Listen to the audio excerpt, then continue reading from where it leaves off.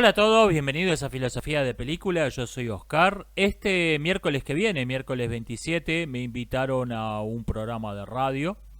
Ok, eso es una experiencia nueva, nunca estuve en la radio. Va a ser interesante.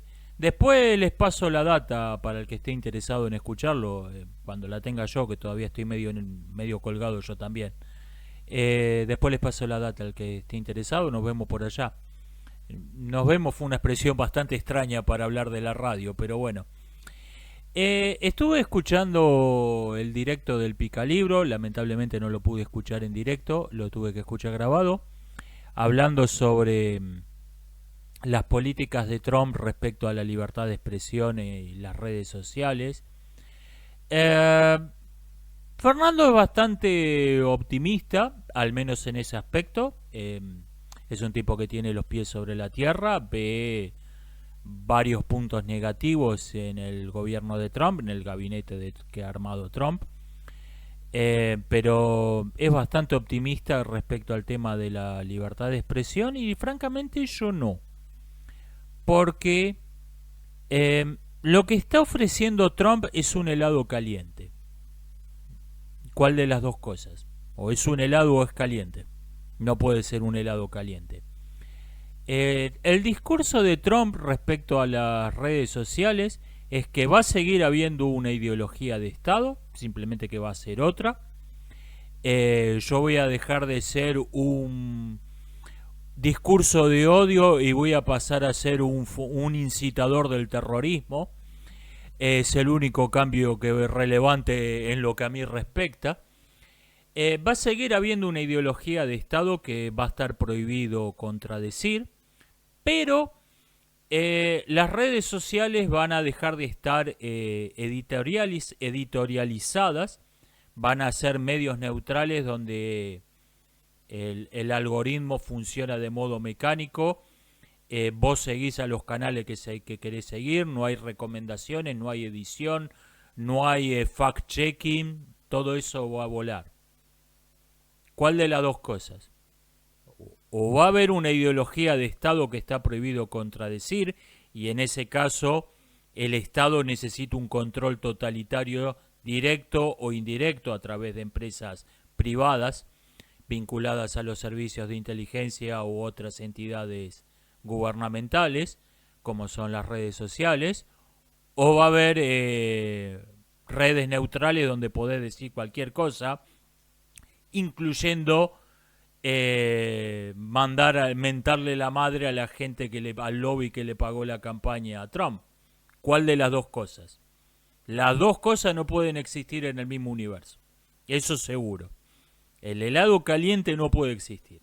Y lo que está proponiendo Trump en el video ese que estuvo comentando Fernando es un helado caliente. ¿Cuál de las dos cosas que dice en ese video va a ser? Veremos. Yo sospecho cuál va a ser, pero las dos no pueden ser seguros. Y el otro gran tema de ese directo, que no fue el tópico, pero salió en los comentarios del chat y Fernando se extendió un buen rato hablando de eso, o sea, medio como que se coló en el directo, y personalmente me resultó más interesante que el tópico nominal, es ¿qué es Occidente? ¿En qué consisten los famosos valores occidentales? ¿Existe Occidente siquiera? ¿O es una entelequia que se inventaron algunos escritores, algunos filósofos europeos, norteamericanos en los siglos XIX y en adelante? Eh, Quiero ver esto, porque Fernando señalaba dos casos dudosos. Uno, Latinoamérica, que algunos autores la incluyen como parte de Occidente, otros dicen no, existe una civilización latinoamericana que es otra cosa. A mí esta idea me suena ridícula. Quienes suscriben esta idea, añado algo que no dijo Fernando. Quienes suscriben esta visión de que una cosa es Occidente, otra cosa es Latinoamérica, generalmente tienen una visión racial de la cultura. Creen que la cultura es una expresión de la raza biológica. Entonces, como los latinoamericanos somos biológicamente distintos de los europeos, de los norteamericanos, de los ingleses, de los australianos, yo soy un gallego que nació en Sudamérica, pero digo, En general, los latinoamericanos somos biológicamente distintos, entonces tenemos que tener una cultura distinta. Es una idea que encontramos tanto en la izquierda como en la derecha. Esto, con distinta terminología, con distinto pretexto, pero es la idea de que somos una cultura mestiza, hay una hibridación cultural, lo cual es ridículo. Yo tengo más de chino que de indio, culturalmente. En esta biblioteca tengo a Confucio, tengo a Lao Tse, tengo a Sun Tzu, tengo el libro de las 800, 8000 palabras, no me acuerdo cuántas palabras, y tengo pongámosle 5 o 6 libros chinos, acá. No tengo un libro en maya, no tengo un libro en nahuatl, y el quichua creo que ahora se escribe, no tengo un libro en quichua. O sea, yo tengo más de chino que de indio. La idea del mestizaje cultural, de la hibridación cultural, es una completa estupidez. Pero generalmente procede de que, bueno, como estos tipos están mezclados biológicamente, tienen que tener una cultura mezclada. Generalmente viene de ahí eso. Y el otro caso dudoso es Rusia, que como bien señala Fernando, hoy representa mejor los llamados valores occidentales que países que nadie duda en considerar occidente, digamos Canadá. Entonces, ¿qué es exactamente ser occidente? Se apartó a Rusia porque tenía un sistema político completamente distinto al del resto de los países. Entonces se vio, no, esto es Oriente, es el Asia, es otra cosa. Una división puramente política. Sistema político que inventó un judío alemán, dicho sea de paso. Un europeo. El marxismo es hijo de Europa, no de Rusia. Voy a decir qué pienso yo de esto. Estamos todos de acuerdo en que, todos los que tocan este tema, el 99% estamos de acuerdo en que Occidente es igual a helenismo más abramismo. Occidente es la mezcla de la cultura greco-romana con las religiones abrámicas. En eso es algo en lo que coinciden prácticamente todos. El problema es cuando nos metemos en el detalle. Y yo quiero señalar algo que me parece importante. Cuando algo surge de una mezcla, las propiedades que tiene la mezcla pueden no estar en ninguno de sus componentes. El agua es líquida, el agua es hidrógeno y oxígeno, pero ni el hidrógeno ni el oxígeno son líquidos a temperatura ambiente. Lo que surge de una mezcla puede tener propiedades que no están en ninguno de sus elementos. Y ni hablemos, si no estamos hablando de química, si hablamos de mezcla de ideas. Esto es algo que hay que tener muy en cuenta. Yo quiero señalar una característica de nuestra civilización que no está en ninguna otra, ni en ninguna otra parte del mundo, ni en ninguna sociedad conocida previa, ni siquiera en estado rudimentario. Porque alguien por ahí dice, no, que la ciencia, que el dinero, todo eso existía en alguna forma hasta en sociedades bastante primitivas. Hay una característica en todos los pueblos que llamamos Occidente que no está en ninguna otra, ni siquiera esbozada, que no existía antes en el mundo greco-romano y que no existe en ninguna otra cultura que conozcamos. Primitiva o altamente desarrollada. China, Japón, la India. El mundo islámico incluso. Esa característica que no existe en ninguna otra parte es la institución del casamiento cristiano. La visión del matrimonio como la unión libre voluntaria entre un hombre y una mujer por iniciativa propia ante los ojos de Dios, en el sentido religioso, de facto ante los ojos de la sociedad, de la comunidad. Esa institución no existió en ninguna sociedad previa, no existe en ninguna otra cultura de la que tengamos noticias. ¿Eso cómo surgió? Surgió del choque cultural entre las religiones abrámicas que prohibían los casamientos mixtos y de la sociedad patriarcal y helenística que prohibía los casamientos con los que no fueran miembros de la misma clase. En Atenas es famoso que había más trámite para ser ciudadano un extranjero que para declarar una guerra. Había más pasos para ser ciudadano un extranjero que para declarar una guerra. ¿De dónde surge esta institución? De una secta judía, el cristianismo, que se expande en un mundo helenístico.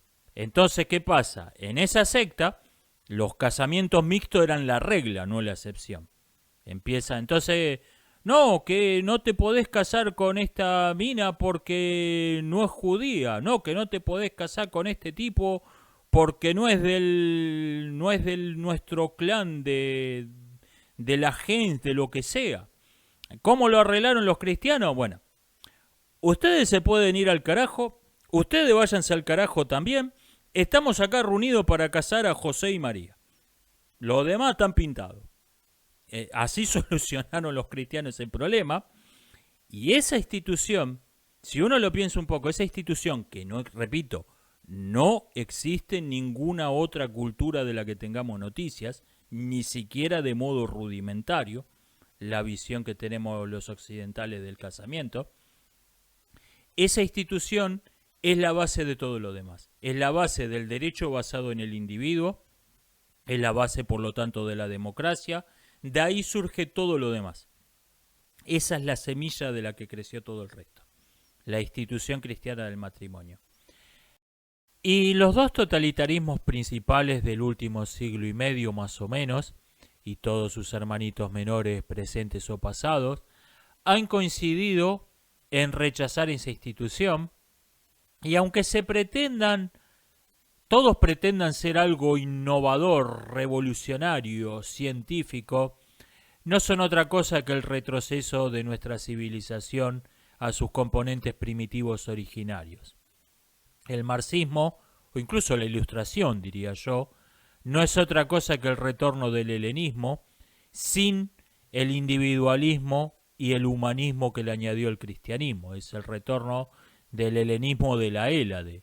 No por casualidad Platón se parece tanto a Marx, un parecido que por mucho que lo intenten no ver los simpatizantes de uno y otro, es difícil no verlo.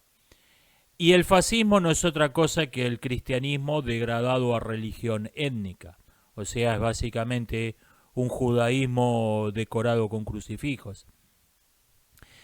En mi opinión, la piedra fundamental sobre la que se sostiene nuestra civilización, la civilización occidental, es la institución cristiana del matrimonio. Personalmente me importa un bledo si el cristianismo desaparece como religión. Yo no soy cristiano.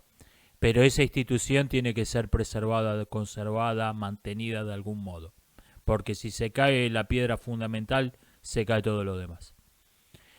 Me preguntan, ¿está mal no ir a votar? Porque me dicen que hay unas elecciones en Uruguay y no va a ir alguien. Es su elección. Si usted cree que no hay nada, no vote. El derecho a no elegir es parte del derecho a elegir. ¿No? Usted no se sienta como que está traicionando el sistema democrático por no ir a votar. Está diciendo, yo creo que no hay nada que valga la pena ir a votar. Esa es su opinión. Yo fui a votar 2 veces en mi vida y me arrepentí de una. Yo fui a votar 2 veces y voy a ir una tercera, quizás una cuarta. Si hay balotaje en las próximas elecciones presidenciales, Iván Milei contra una bolsa de excremento llena de gusanos, voy a ir a votar a la bolsa de excremento llena de gusanos. O sea, voy a votar por tercera vez en mi vida. No porque no valore la institución del sistema electoral, créame, ¿eh? No, está bien. Si usted opina que no vale la pena ir a votar, no vaya a votar. Ese es su voto. El derecho a no opinar es parte el derecho a no expresarse es una parte y una parte muy importante del derecho a la libertad de expresión. Me ponen de ejemplo de un gobierno que fue el mejor la segunda presidencia que la primera, Alan García en Perú. Supongo, no, la verdad que no estoy familiarizado. Supongo que debe haber excepciones, pero convengamos que no es la regla general. La regla general es que el segundo gobierno es peor que el primero. Debe haber excepciones, me imagino. Me preguntan, ¿por ¿cómo que no puede haber un sistema de tres cuerpos? En alguna parte escuché que Alpha Centauri es un sistema de tres estrellas. Sí. El asunto es que hay una que está tan lejos de las otras dos que en lo que respecta a la órbita de esa estrella es como que fueran una sola las otras dos. Orbita el centro de masa de las otras dos estrellas. Entonces tenemos un sistema de dos estrellas, de dos cuerpos chiquitos, y un virtual sistema de dos cuerpos grandote. Hay incluso sistemas de cuatro cuerpos, donde hay esto mismo repetido. Dos estrellas cercanas que se orbitan una a otra, otras dos estrellas cercanas que se orbitan una a otra, y los dos sistemas se orbitan, los dos centros de masa tienen a su vez un centro de masa y se orbitan mutuamente.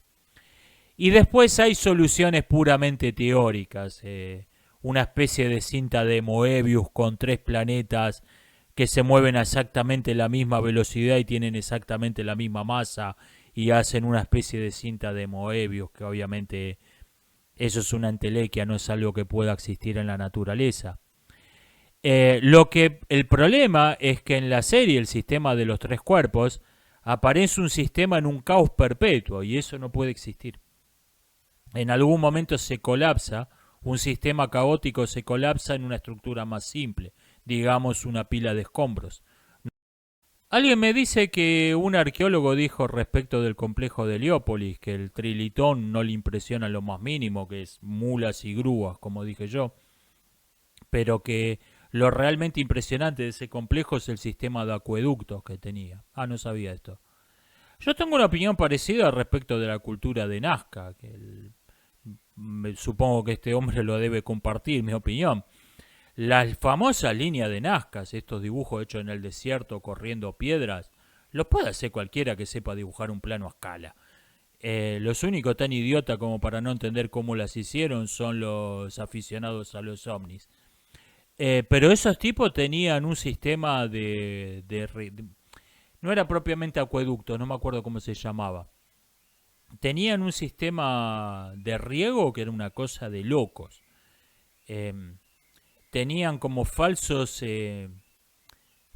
aljibes en el medio de la nada, en el medio del desierto, que no estaban hechos ahí para sacar, no estaban para sacar agua, sino para inyectar aire en las napas, porque se habían dado cuenta que si inyectabas aire en las napas el agua corría mejor.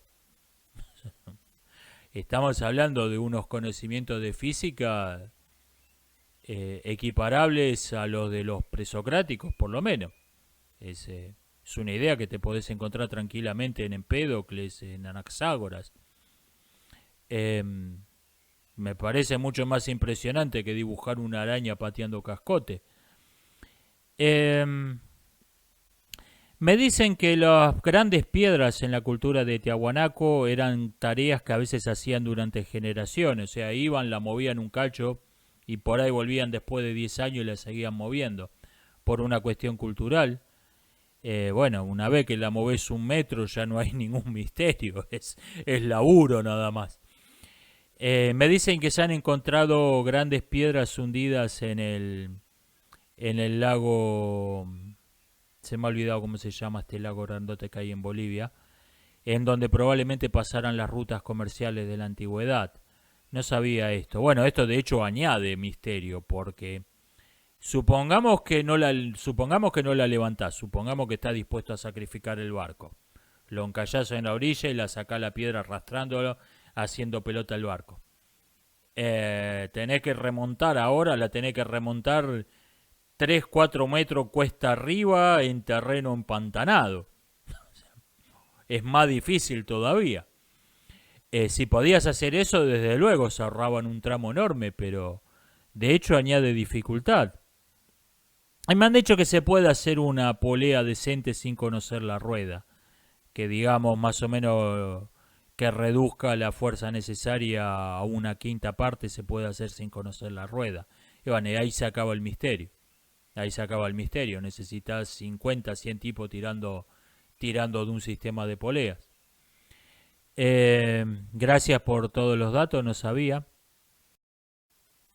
Las culturas del altiplano andino me parece que tienden en general a ser vistas como más primitivas de lo que eran realmente, debido a una teoría errónea. Esas civilizaciones empezaron a estudiar seriamente más o menos alrededor del 1900. Desde luego se sabía que los españoles habían conquistado un imperio bien organizado, que eso no era el medio de la nada, pero no se las estudió seriamente hasta alrededor del 1900. Y en esa época había una visión muy lineal de la historia, muy como que la historia era un tranvía y marchaba sobre rieles.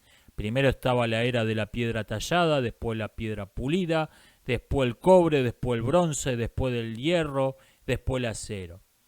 La realidad es más compleja que eso. Y aunque ese sistema funcionaba razonablemente bien en Europa, podemos encontrar excepciones, anomalías incluso en el viejo mundo, pero cuando se quiere juzgar con esos anteojos coloreados, con ese esquema conceptual, las culturas del nuevo mundo, me parece que se pifia, se erra por kilómetros en dos sentidos opuestos. Se ve a la civilización mesoamericana como algo mucho más impresionante, más desarrollado de lo que era, porque esos tipos tenían grandes ciudades, tenían la escritura, gran civilización, y tenían una astronomía decente, aunque ha sido ridículamente sobrevalorada. La astronomía maya tenía el nivel de la del Egipto de la cuarta dinastía, ha sido sobrevalorada hasta el absurdo. Yo de hecho, francamente, yo ni los considero una civilización a esos tipos. Para mí los mesoamericanos eran bárbaros que eran salvajes que vivían en grandes ciudades. Básicamente eran taxistas. Y se erra en el sentido opuesto con las culturas del altiplano. Porque, estos tipos no conocían la rueda y no conocían la escritura. Ok, estos son bastante duraznitos. Y en realidad, cuando empezás a hilar fino, te encontrás con que está bien, esos tipos no conocían la rueda, no conocían la escritura. Tenían un sistema de notación de números que permitía escribir cifras enormes en un sistema de crecimiento exponencial, algo similar a nuestra notación científica. Usaban el método científico para predecir la corriente del Niño. Construían barcos de ultramar bastante decentes con un diseño completamente distinto al europeo. No lo habían tomado de más nadie. Era un sistema como de balsas de junco grandotas. Eran barcos muy decentes que podían resistir un temporal en el Pacífico. Podían tallar piedras en ángulo recto con un margen de error de 1/10 de milímetro. Podían mover piedras de varias toneladas. A ver, estos tipos tenían una moral universal, o sea, saliendo de la tecnología, yendo a la cultura, tenían una moral universal, o sea, que no es que algo estaba bien si lo hacía Juan, pero estaba mal si lo hacía Pedro. No, el bien era el bien, el mal era el mal. Esos tipos no eran una cultura primitiva. Lo que pasa es que está este juicio de que se los clasificó, ok, estos tipos no conocían la escritura, no conocían la rueda, ok, estos tipos eran una cultura primitiva. No, realmente no.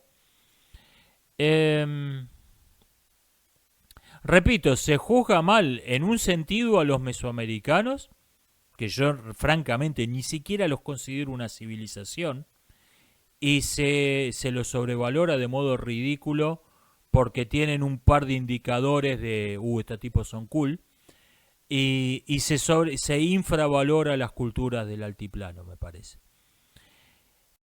Y por último, me preguntan si voy a reseñar Gladiador 2. No sé, por ahí, no sé si la termino de ver, por ahí la reseño. Vi 15 minutos y la abandoné, es muy aburrida, muy mala. Algo que me llamó la atención de las reseñas es que, por un lado te dicen, bueno, no importa que no tenga ningún rigor histórico porque es una película, es para entretenerte un rato, para apagar el cerebro un rato. Ok, se lo compro. Y al mismo tiempo te dicen, no, tenés que aceptar que es rigurosamente histórica y si no sos un histafóbico. ¿Cuál de las dos cosas? ¿En qué quedamos? Gladiador 2 muestra a Caracalla como contemporáneo de Yugurta, que eso más o menos como que Da Vinci esté trabajando en el proyecto Manhattan fabricando la bomba atómica. Son tipos que vivieron con 4 siglos de diferencia. Ok, es una fantasía histórica, no es un error eso. Te lo compro. Ya la primera tenía sus buenas licencias. El problema es que después me dicen, esto también es fantasía. No, esto tenés que aceptarlo porque es la historia. No, no es la historia. El, el personaje, sobre todo respecto del personaje de Denzel Washington, que curiosamente, por lo menos no sabemos a ciencia cierta que no era negro. Es una mejora en respecto a Hollywood de hoy. Lo más probable es que no, pero puede haber sido negro ese tipo. Ya vamos mejorando. Pero en todo caso no lo sabemos y lo más probable es que no. Pero, ¿en qué quedamos? Eh, o sea, si tengo que aceptar eso, no, esto es la verdad porque te lo muestra esta película de Hollywood. O sea, también tengo que aceptar que Caracalla y Yugurta fueron contemporáneos, o eso no. Me llamó la atención este doble discurso, este doble pensar. Bueno, esperemos que Hollywood se funda de una vez, los reemplace gente que se deje de joder con todas estas cosas. Eh, no tengo muchas esperanzas, pero bueno, esperemos que sea el caso. Nos estamos viendo hasta la próxima.